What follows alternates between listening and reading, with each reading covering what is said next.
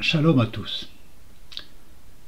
Je vous amène aujourd'hui dans l'évangile de Jean au chapitre 10, où Yeshua va faire une parabole, va nous donner une parabole qui a pour terme les brebis, le bon berger, suivant une image qui est très connue dans les églises. Dans ce chapitre, on distingue plusieurs situations. D'abord, Yeshua va donner un enseignement, qui est assez crypté, c'est vrai, à des interlocuteurs, et ceux-ci, ils vont avoir une double réaction. D'une part, ils ne comprennent pas, et d'autre part, ils vont s'opposer, certains d'entre eux, avec force aux paroles de Yeshua. Alors, déjà, dans un premier temps, précisons le site, le moment. Cette scène se déroule en hiver, dans le temple de Jérusalem, lors de la fête de Hanouka, la fête des Lumières, qui est appelée aussi, dans le texte, la fête de la dédicace du temple. Ce n'est pas une fête qui a été instituée dans la Torah. Elle est venue juste après, et je ne vais pas m'étendre longtemps sur cette fête, mais en fait, c'est une fête qui va durer 8 jours, où on allume des bougies, une bougie le premier jour, 2 bougies le deuxième jour, et ainsi de suite. Mais les fondements, lorsqu'on étudie les fondements même de cette fête, on voit que c'est une fête qui a un très fort symbolisme messianique. Fermons la parenthèse sur cette fête et on revient à la parabole de Yeshua. Alors finalement, au-delà de la discussion, voire même de la dispute dans le temple, on discerne 3 catégories allusives de croyants qui sont symbolisés ici par le terme de brebis.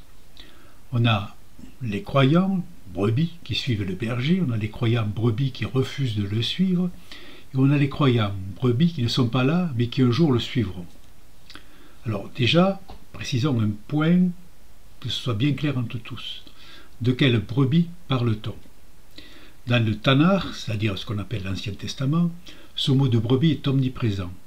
Que ce soit dans les sacrifices, dans la vie des patriarches, il ne faut pas oublier que l'abondance des troupeaux de brebis est un symbole de richesse.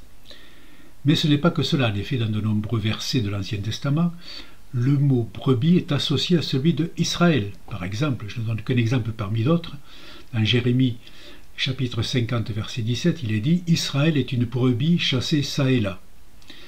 Et on sait que cette brebis va connaître beaucoup d'épreuves. Dans Ésaïe 34, 6, il est dit « Mes brebis ont erré dans toutes les montagnes et sur toutes hautes collines, et mes brebis ont été dispersées sur toute la face du pays. » C'est une image qu'on retrouve aussi dans le Nouveau Testament. Même dans Isaïe 53, c'est le Messie qui est comparé à une brebis. Il est important de garder ce point en mémoire. En effet, la théologie de la substitution qui sévit dans nos églises a rapidement oublié cet enseignement du Tanakh, de l'Ancien Testament, pour associer finalement le terme de brebis aux croyants des églises, les chrétiens. D'où le fait que les chrétiens sont appelés les ouailles, les brebis, le troupeau, etc. Maintenant, venons-en au texte directement de l'évangile de Jean, versets 1 à 6 du chapitre 10. En vérité, je vous dis, celui qui n'entre pas par la porte dans la bergerie des brebis, mais qui y monte par ailleurs, celui-là est un voleur et un larron.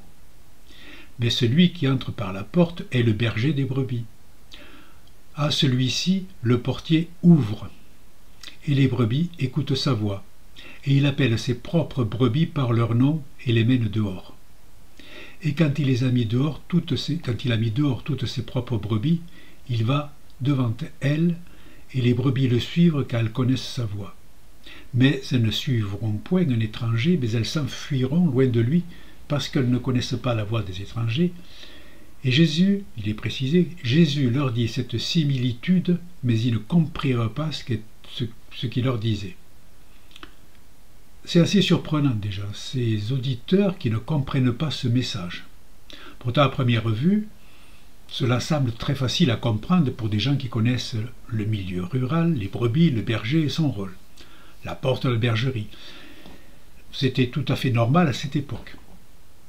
Mais cela démontre une fois de plus que ces auditeurs ont vu au-delà du premier degré de compréhension du texte. Ils ont essayé de décrypter ce message en se référant à d'autres sources qu'ils avaient par ailleurs. C'est des niveaux au-delà du pshat, du littéraire. Mais il semble qu'ils n'y sont pas arrivés. Alors, ce que je vous propose, c'est en notre tour d'essayer de comprendre ces paroles de Yeshua. On va faire une petite parenthèse maintenant pour expliquer une chose très importante.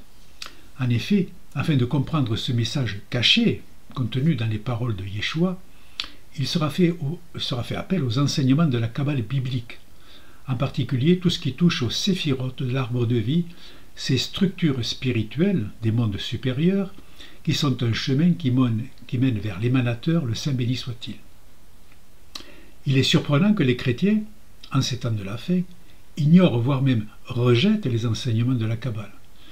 J'ai entendu un enseignement d'un rave qui expliquait, exemple à l'appui, que toutes les écritures, donc c'est pour lui, c'est ce que nous appelons l'Ancien Testament, le Tanakh, il disait que toutes les écritures font référence à cette structure des séphirotes. Et en ce qui concerne le Nouveau Testament, la Brit Hadasha, il doit en être de même. Sinon, si ce n'est pas le cas, alors cela veut dire que notre Nouveau Testament n'est qu'une falsification.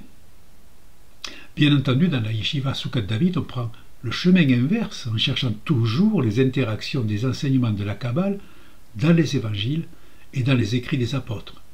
Et on voit qu'elles sont très nombreuses. Fermons aussi cette parenthèse. Alors, maintenant, on va parler, dans le texte, il y a des mots qui sont très importants. Le premier, qu'on en a repéré, c'est la porte de la bergerie. Cette porte, c'est un élément important dans ce message de Yeshua, sinon il n'en aurait pas parlé dès son début de cet enseignement. Une porte, on voit très bien ce que c'est. Dans la Bible, on fait souvent référence à des portes, qui sont les portes des maisons, les portes des villes, voire la porte des cieux, pour l'échelle de Jacob. On peut faire aussi un rapprochement, par exemple, avec la porte de Pessah, de Pâques, sur laquelle on va mettre le sang de l'agneau, comme il est dit en Exode 12:7, et ils prendront de son sang et en mettront sur les deux poteaux et sur le linteau de la porte. Mais moi, ce que je vous propose, c'est une explication qui va être plus en rapport avec le contexte de cette parabole de Yeshua. Pour cela, je m'appuie sur un ouvrage du Ramchal, qui est le Rabbi Moshe Chaim Luzzatto, qui est en gros du XVIIIe siècle. Il est né en 1707, il est décédé en 1746. Et donc, en dépit de sa courte vie, il nous a donné de très nombreux livres d'une grande richesse spirituelle qui s'appuient tous sur la sagesse de la Kabbale biblique. Et dans son ouvrage « Le discours de la délivrance », le Ramchal va décrire les mécanismes d'un long processus de la délivrance finale qui verra la venue du Mashiach. Nous sommes au chapitre 69, et ce chapitre, dans son livre, s'intitule « Après les épreuves et les souffrances, nous atteindrons au Keter, le Sha'ar Hanoun, la 50e porte, véritable joie. » Le Ramchal, après avoir expliqué que les épreuves et les souffrances, c'est-à-dire ce que nous appelons nous les tribulations, sont un passage nécessaire pour arriver à la délivrance finale, il nous dit, ce Ramchal, que le renforcement des illuminations divines va provoquer la destruction des clipotes, ces écorces qui nous empêchent de recevoir cette lumière divine. Il y a tout un enseignement de Soukat David sur ce sujet.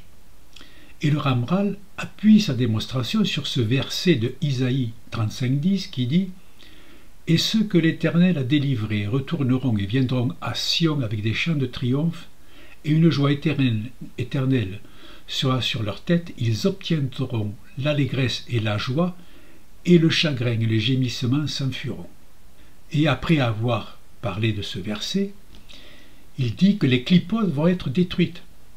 Et alors, il cite un autre verset, il dit « Il anéantira la mort à jamais ». Le Ramchal va revenir maintenant sur ce verset 35:10 de Ésaïe. Ce mot particulier, ils obtiendront l'allégresse et la joie, et le chagrin et le gémissement s'enfuiront. Et il va développer sa pensée. Obtiendront, donc ils obtiendront l'allégresse et la joie, obtiendront en hébreu, c'est yassigun, qui peut se décomposer en deux mots, yassigu et nun. Ce qui donne, ils obtiennent ou rencontrent le nun. Et ce nun, c'est la lettre N dans l'alphabet hébreu, dont la valeur est 50, et cela nous parle de la 50e porte de la sagesse, qui est Keter, la couronne de l'arbre de vie. Vous avez des cours de Soukat David sur la Kabbale biblique. Il faut absolument rentrer là-dedans. Et c'est là l'essentiel de cette porte. Et donc le Ramchal termine cette explication en disant que ce Keter qui se trouve à la tête de l'émanation tout entière, c'est le Messie. Comme il est dit en Isaïe 11:2, et sur lui reposera l'Esprit du Seigneur, esprit de sagesse et d'intelligence. Et vous savez que dans les églises, on associe ce verset de Ésaïe à Yeshua, à Jésus, à Yeshua. Alors cette porte est la porte qui sera accessible lors de la délivrance finale, comme on dit à la fin des temps, quand se révélera le Mashiach. Et donc dans cette parabole, Yeshua va se présenter en tant que Messie, mais le Messie Ben David, celui de la délivrance finale, qui fera sortir son troupeau dans le monde à venir, en lui faisant passer la 50e porte pour rencontrer allégresse, joie, et quand la mort va être anéantie.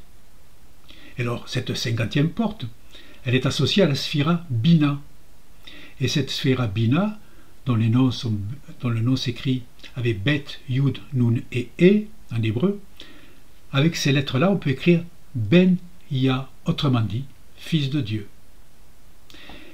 Et c'est pourquoi Yeshua va confirmer ensuite, à la suite de ces versets de Jean 10, il leur dit au verset 7, « En vérité, je vous dis que moi je suis la porte des brebis. » Et il confirme par là son rôle messianique, venu en chair et en os rechercher ses brebis. Et il confirme plus loin en disant « Moi je suis la porte, si quelqu'un entre par moi, il sera sauvé, et il entrera, et il sortira et trouvera de la pâture. » Il a ajouté là un détail supplémentaire, un mouvement qui va faire entrer les brebis, ou quelqu'un, avant de les faire ressortir, sortir. C'est une porte à double sens.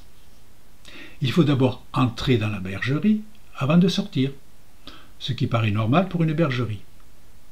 Mais bergerie, est-ce que c'est vraiment la bonne traduction? En grec, dans les évangiles, on trouve le mot « olé ». Mais ce mot « olé » en grec ne désigne pas uniquement une bergerie. Ça désigne une cour, en fait, un lieu à ciel ouvert, une espèce d'enclos. Ce qui est intéressant, c'est que dans la Septante, dont je vous rappelle que la Septante, c'est la Bible hébreu qui a été traduite en grec, dans la Septante, et avant l'époque de Yeshua, avant que Yeshua naisse, mais dans la Septante, donc ce mot grec désigne rien de moins que le parvis du Mishkan dans le désert ou du temple de Jérusalem. C'est ce qui correspond au mot hébreu Shatser. Comme il est dit par exemple dans le psaume 135 verset 2, « Vous qui vous tenez dans la maison de l'Éternel, dans les parvis de la maison de notre Dieu. » Ajoutons que ce parvis bergerie, qui désigne aussi le temple, le Beit Hamikdash, nous montre par là, on revient toujours à l'arbre de vie, à la Kabbale biblique, il nous montre par là la Sfirat Malchut, le royaume, qui est appelé aussi la Noufka, la fille. Et cette Sphira Malchut est associée aussi à Israël. Il y a donc un schéma. On a le Mashiach Ben Yosef, comme il est dit en Jean 1,45, le fils de Joseph, qui est revêtu des attributs de Zéhir Anpin, le petit visage, qui ramène Israël dans la Sphira Malchut, c'est-à-dire la bergerie. Et ensuite, le Mashiach Ben David va faire ressortir ce troupeau par la Sphira Bina, la 50e porte de la sagesse, le Olam Abba, le monde à venir. Il est évident qu'on va parler ici de nos âmes, on n'est pas des corps physiques. Ce sont nos âmes qui sont concernées. Et c'est d'autant plus intéressant qu'il y a dans le Zohar un verset du Zohar qui dit que c'est par le Fils, donc Zéhir Anpin, que l'on a accès au Olam Abba, Bina. Il faut bien garder en tête que le Mashiach Ben Yosef et le Mashiach Ben David ne sont qu'un seul et même degré de la révélation messianique de l'Ango. Il n'y a pas deux Messies, il n'y a qu'un seul Messie comme il n'y a qu'un seul Dieu. Vous avez toujours les cours de Soukat David sur la Kabbale biblique. Et vous avez aussi des schémas ou des vidéos qui vous expliquent tout cela. Et ceci change, ce que je viens de dire, ça change le sens des paroles. Car en s'adressant à ses interlocuteurs, il dit qu'il est en premier, il est nécessaire de rentrer dans les parvis de la maison de l'Éternel, en ayant changé son cœur de pierre en corps de chair, comme il est dit, en suivant les instructions de Yeshua HaMashiach, venu annoncer cette bonne nouvelle de la rédemption par son sacrifice et sa résurrection. Alors, ces voleurs et ces larrons, qui ne veulent pas rentrer par la bonne porte, qui sont-ils? Yeshua lui-même nous met en garde contre les faux prophètes qui vont se lever à la fin des temps. Plusieurs faux prophètes s'élèveront, ils séduiront beaucoup de gens, ça c'est dans Matthieu 24. Ou dans Marc 13, il est dit, car il s'élèvera de faux Christ et de faux prophètes, ils feront des prodiges et des miracles pour séduire les élus, s'il était possible. Donc là on est averti. Et comme nous sommes à la fin des temps, ouvrez bien vos yeux, ouvrez bien vos oreilles, réfléchissez, étudiez la parole et vérifiez chaque chose qui se passe. Autre point important aussi pour en revenir au texte de Yeshua, de l'évangile de Jean. Il appelle ses propres brebis par leur nom. Déjà, il est remarquable que ce berger appelle chaque brebis par son nom. On sait, dans la culture juive, l'importance d'un nom. On a le nom des ancêtres, les généalogies que l'on trouve dans les Écritures, un tel, fils d'un tel, fils d'un tel, et même dans nos évangiles. Il est dit que les Hébreux, en exil en Égypte, ont survécu entre autres en conservant leur nom hébreu, et non pas en prenant des noms égyptiens. Dans le Tanakh, on trouve cette promesse liée à un retour des exilés au retour des nations à la fin des temps. Il est dit en Ésaïe 56, 4 et 5, « Car ainsi parle l'Éternel, aux eunuques qui garderont mes Shabbats, qui choisiront ce qui m'est agréable et qui persévéreront dans mon alliance, je donnerai dans ma maison et dans mes murs une place et un nom préférable à des fils et des filles. Je leur donnerai un nom éternel qui ne périra pas. » Et on a de même cette promesse de Yeshua dans Luc 10 qui dit « Cependant, ne vous réjouissez pas de ce que les esprits vous sont soumis, mais réjouissez-vous de ce que vos noms sont écrits dans les cieux. » Donc le nom est très important, c'est un nom à venir qui est donné à la fin des temps à chaque âme, à chaque personne. Mais il y a plus, car dans le texte on parle bien de ses propres brebis que le berger appelle. Propre, c'est le mot idéos en grec. Ces brebis qui appartiennent au Messie, ce qu'on appelle les élus, ce qui veut bien dire qu'il y a un double mouvement. Soit on devient un disciple de Yeshua, soit on le rejette. C'est ce qu'on va voir un peu plus loin. Autre point important de cet évangile de Jean, les brebis connaissent la voix du berger. Alors c'est évident, si vous avez déjà rencontré un berger avec son troupeau, vous verrez que le berger peut les appeler et elles le suivent. Si vous essayez de faire pareil, je suis sûr qu'elles ne vont pas vous suivre. Alors pourquoi est-ce que Yeshua nous dit cela? Il est dit au verset 4, « Et quand il a mis dehors toutes ses propres brebis, il va devant elles, et les brebis le suivent, car elles connaissent sa voix. » Deuxième question, comment il peut connaître cette voix et dans quelles circonstances? Ceci est troublant car au verset 16, Yeshua va encore parler de brebis qui, à cette fois-ci, écouteront sa voix. On verra pourquoi. Connaître sa voix, connaître c'est au sens de da'at en hébreu. On parle maintenant de brebis qui connaissent sa voix. Où, quand, comment elles ont connu cette voix? Eh bien la réponse est au Sinaï, lors du don de la Torah. Lorsque les Hébreux, c'est-à-dire les 12 tribus, ont reçu la Torah, ils ont entendu et même vu cette voix qui parlait avec Moïse, avec Moshe. Deutéronome 4.12, dans la version Chouraki. Hachem vous parle au milieu du feu, vous entendez la voix des paroles, mais vous ne voyez pas d'image, rien qu'une voix. Cette voix s'adresse aux Juifs qui discernent le message du Messie Yeshua, qui reviennent à la vérité de sa parole, qui échappent aux voleurs et aux larrons et qui vont sortir en suivant le berger. Un peu plus loin, dans cet évangile de Jean, qui dévoile plus que tout autre le degré secret complet des Écritures, Yeshua va apporter une précision supplémentaire sur qui est apte à écouter sa voix. Pilate lui dit, donc on est dans Jean 18, 37, Pilate lui dit, « Tu es donc roi ?» Jésus répondit, « Tu le dis, je suis roi. Je suis né, je suis venu dans le monde pour rendre témoignage à la vérité. Quiconque est de la vérité, écoute ma voix. » Ou alors, encore, dans l'évangile de Jean 3, 21, il est dit, « Mais celui qui agit selon la vérité vient à la lumière afin que ses œuvres soient manifestées parce qu'elles sont faites en Dieu. » Vérité.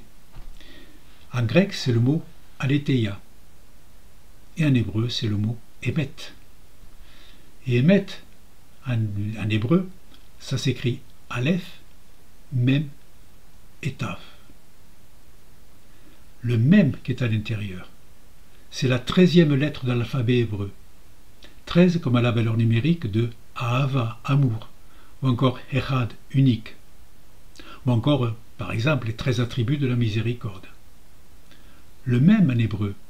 C'est la valeur numérique 40, dont les similitudes avec d'autres mots sont nombreuses, comme Goël, le libérateur, ou Yad Hashem, la main de Dieu. Et la Kabbale nous dit que ce 40 est un nombre parfait, la plénitude.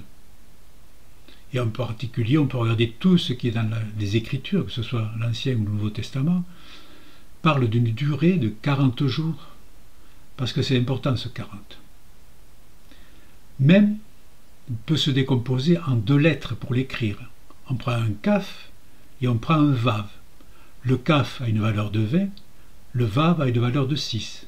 Il obtient 26, c'est la valeur numérique du tétragramme Yud-Ke Vav-Ke. Même dans la valeur développée, c'est-à-dire le miloui, est de 80, comme Kess, le trône de gloire.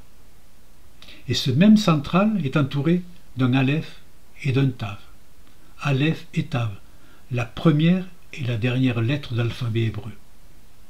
Dans l'Apocalypse, il est dit « Je suis l'alpha, le Aleph, et l'oméga, le Tav, le premier et le dernier, le commencement et la fin. » Alors qu'en dire de plus? Émet, celui qui, en Yeshua Mashiach, Aleph et Tav, met l'éternel Hachem au milieu de sa vie, le même. On va parler maintenant d'un point qui nous intéresse vraiment beaucoup plus.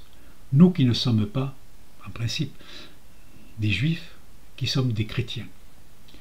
On va parler des brebis qui sont appelées à suivre le berger dans le futur. Ce sont des mots prononcés par Yeshua, mais qui pèsent très lourd, très très lourd pour nous. Verset 16. Et j'ai d'autres brebis qui ne sont pas de cette bergerie. Il faut que je les amène elles aussi, et elles écouteront ma voix, et il y aura un seul troupeau et un seul berger. De quoi parle Yeshua ici? Et où sont-elles ces brebis? Il nous a déjà avertis, elles sont perdues, comme il dit en Matthieu 10, mais allez plutôt vers les brebis perdues de la maison d'Israël. Ou à Matthieu 15 encore, mais lui répondant dit, je ne suis envoyé qu'aux brebis perdues de la maison d'Israël. Yeshua nous le dit bien, les brebis perdues de la maison d'Israël.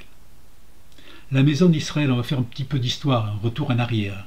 700 ans avant ces paroles de Yeshua, le royaume d'Israël, qui est né de la partition de l'Israël de David et Salomon. Ce royaume d'Israël dont le premier roi fut Jéroboam. Ce royaume qui va tomber dans l'idolâtrie, les veaux de Dan et de Bethel, et qui finira, après avoir tourné le dos aux enseignements de la Torah, totalement détruit par les Assyriens en moins 722. Et les populations seront déportées en exil, un exil qui est toujours en cours. Cet Israël idolâtre et exilé, on le désigne aussi par le nom d'un fils de Joseph. Je parle de l'Égyptienne, à savoir Éphraïm. Elles ne sont pas dans la bergerie. Traduction, elles ne connaissent pas encore le Dieu unique, le Dieu d'Abraham, de Yitzhak et de Yaakov. Elles sont dans l'idolâtrie, dans les fausses doctrines. Elles sont au-dessous de la Sphira Malrout, encore prisonnières des clipotes de l'autre côté. Et pourtant, elles doivent revenir, elles doivent écouter la voix du berger. Écoutez, akouo en grec. Il n'est pas dit connaître, comme les premières brebis dont on parlait, qui étaient déjà dans la bergerie. C'est écouter. Ce mot écouter, suivant le dictionnaire, recouvre plusieurs sens en grec. Ça veut dire entendre, écouter, tenir compte, obéir, comprendre, accepter ou admettre l'acceptation mentale. Ces brebis, donc Éphraïm, devront d'abord entendre le message de la Torah. Il n'y en a pas d'autre. Et cela nous ramène en arrière, là aussi, lors du don de la Torah au Sinaï, où ce même mot est utilisé dans la Septante pour dire « Maintenant donc », c'est dans Exode 19.5, « Maintenant donc, si vous obéissez exactement à ma voix, et si vous gardez mon alliance, vous serez aussi, d'entre tous les peuples, mon plus précieux joyeux, quoique toute la terre m'appartienne. » C'est ce mot « obéissez » dont on parle. Et dans Exode 19.8, il est dit « Et tout le peuple répondit d'un commun accord en disant « Nous ferons tout », c'est ce mot-là, ce que l'Éternel a dit. Et Moshe rapporta à l'Éternel toutes les paroles du peuple. Il y a dans l'emploi d'un degré différent pour Éphraïm. Comme les Hébreux au Sinaï, D'abord on fait et ensuite on comprendra. Et c'est exactement ce message qu'on trouve dans Acte 15, versets 20 et 21, adressé à ceux des nations qui reviennent à Dieu et non pas qui se convertissent comme on trouve dans nos Bibles. Ces gentils qui reviennent, qui doivent obéir en premier au commandement de base. Et ensuite il est dit qu'ils doivent aller dans les synagogues pour étudier la Torah. Alors une fois de plus, Yeshua et les Écritures nous parlent d'un retour de Éphraïm, perdu dans les nations idolâtres et dans les fausses doctrines. Point important, comment savoir à qui ce message s'adresse aujourd'hui? Est-ce que je suis ou non un Éphraïmite? Surtout dans ces temps de la fin dans lesquels nous sommes entrés. La réponse que je vais vous faire est simple. Écoutez votre âme. Si vous ne êtes pas satisfait par des enseignements pshat, littéraires que l'on entend à longueur d'année dans les églises, même s'ils sont de bonne qualité, si vous voulez aller plus au fond de la parole pour apprendre à connaître ce que veut de nous l'Éternel, si vous vous réjouissez ou au contraire si vous vous affligez avec Israël et son peuple, si vous sentez que vous devez abandonner le chemin des idoles et des fausses doctrines, alors vous devez avoir en vous une parcelle d'âme qui vient des patriarches depuis les temps anciens. Et cela doit vous pousser à devenir un vrai talmide de Yeshua. Alors n'attendez pas. Après, il y a les brebis qui refusent de suivre le berger. C'est une confrontation, c'est plus qu'un dialogue, une confrontation entre deux conceptions de la foi. Versets 24, 25 et 26. Les Juifs l'environnent et lui disent « Jusqu'à quand tiens-tu notre âme en suspens? Si toi tu es le Christ, le loin, autrement dit le Mashiach, dis-le-nous franchement. » Jésus leur répondit « Je vous l'ai dit, et vous ne croyez pas. Les œuvres que moi je fais au nom de mon Père, celles-ci rendent témoignage de moi. Mais vous, vous ne croyez pas, car vous n'êtes pas de mes brebis, comme je vous l'ai dit. » C'est là le cœur de la polémique et encore aujourd'hui. C'est la reconnaissance de Yeshua venu en tant que Messie, de Mashiach, pour chercher les âmes perdues et les ramener au Père. Travail qui va commencer à ce moment et continuer jusqu'à la délivrance finale. Il ne faut pas mal juger ces religieux qui rejettent Yeshua. Finalement, ils ne font que mettre en œuvre les projets divins de la rédemption universelle. Ils devaient faire cela. Comme aujourd'hui, ce que j'appelle les Réchaïm dans mes vidéos, les méchants, qui sont en train de prendre le pouvoir, ceux qui veulent refaire un monde nouveau, ils suivent, volontairement ou non, le chemin tracé par l'Éternel dont les Écritures, par la bouche des prophètes de Yeshua, nous parlent. Et en conclusion, je vous dirai la chose suivante. Il est temps de rentrer dans la bergerie.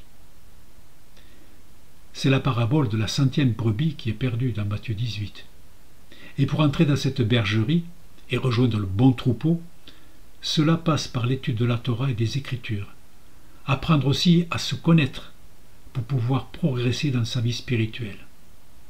Et vous trouverez sur le site Soukat David tous les outils pour trouver ce bon chemin vers cette bergerie. Voilà ce que je voulais vous dire aujourd'hui. Je vous souhaite donc de bien étudier, de bien comprendre tout cela, de le mettre en vous-même, de laisser parler votre âme. Et puis en même temps, vous verrez que les choses vont s'éclairer, parce que certes, les ténèbres sont énormes aujourd'hui sur le monde et vont encore s'appesantir. Mais de notre côté, la lumière divine est en train de se révéler chaque jour.